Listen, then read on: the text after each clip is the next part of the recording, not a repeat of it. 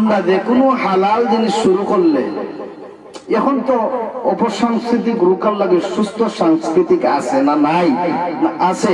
আপনারা সরফনগর পুরাতন জামে মসজিদের সম্মানিত ইমাম ও খতিব হাফেজ কারি ফরহাদ আহমদ ভাই, তিনি সুস্থ সাংস্কৃতিক জগতের একজন উজ্জ্বল নক্ষত্র। কইনা আলহামদুলিল্লাহ।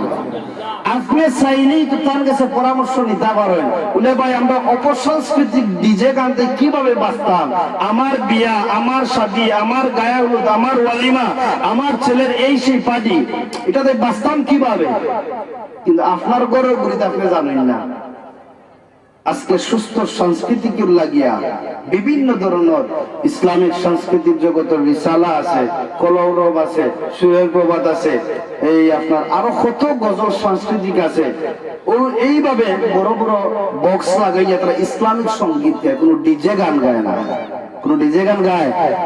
এটার মধ্যে যদি আমরা আত্মশুদ্ধি পাই, আপনি কেনে পাইতা না। আপনার মন মানসিক সেইভাবে সেট আপ হইছে না। আপনি সেট আপ করো কা, বলে আমার ডিজে বক্স দরকার, হ্যাঁ তোমার দরকার, তুমি পালন করো। তুমি আল্লাহ রসুলের আমরা তো 10 বাজানি যাইস, এক পার্টি 10 আনো, তুমি এক সাইডে বাজে, এটার নাম 10, এটা বাজানি যাইস। অনেকে জানেন না, আজকে হয়তো জানছেন। পাকিস্তানি গজল ইউটিউবে সার্চ মারবা, বলে 10 কি জিনিস সার্চ মারলে পাইব, এগুলা বাজানি যাইজ না? না যাই যাই।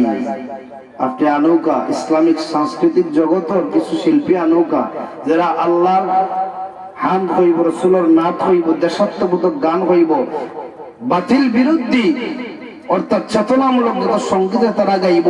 এইভাবে বক্স থাকলে, গানে যে ডিজে দেয়, তার থেকে বেশি আত্মশক্তি সেইগুলা ইমানের চেতনা বাড়াইয়া দেয়। কইনা সুবহানাল্লাহ। আপনি জানেন না, জানার চেষ্টা করেন না।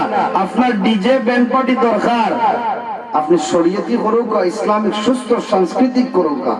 সুস্থ সাংস্কৃতিক আদৌলে আপনি যে কোনো জিনিস পরিবেশন করুক। আমি আবারও করাম, কেউরে কটাক্ষ করার লাগি নাই, কিংবা কেউরির মনোকষ্ট দেওয়ার লাগি নাই। কোন কারণে কইলাম, যে সম্মুখে যেই জিনিসটা দেখা যাইব এটার মধ্যে খাদ আছে, যেন গা অনত মলম দিতা না, ভালো লাগে। এটা বাস্তব হইল ওটা। যেই জায়গায় অসুস্থ ওটারই মেডিসিন খাওয়া লাগবে, এক্সট্রা খাইলে কামাইতো নাই। যার কারণে আমার কোরআন কিতাবের কোনো ইলম আমল নাই।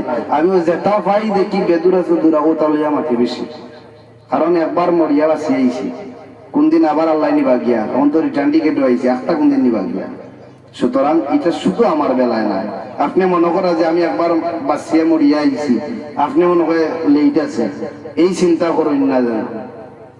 এই চিন্তা কোন সময় আয় না যেন, যে আল্লাহ আমার তো অন্তকবগে যুবক, আমি আরো 20 বছর বাঁচবো, 30 বছর বাঁচবো। আপনার মতন লক্ষ লক্ষ যুবক, আপনার মতন লক্ষ লক্ষ যুবক, হাজার হাজার যুবক বৎসর মারা যার নি না, যার না যার খেউরির হতো বালা ফন্তায় যার, খেউরির মন্দ ফন্তায় যার। ফিলিস্তিনের মুসলমানের পক্ষে আপনি চাউকা চাইয়া দেখুকা, আপনার মতন শত শত যুবক ইমানের পক্ষে থেকে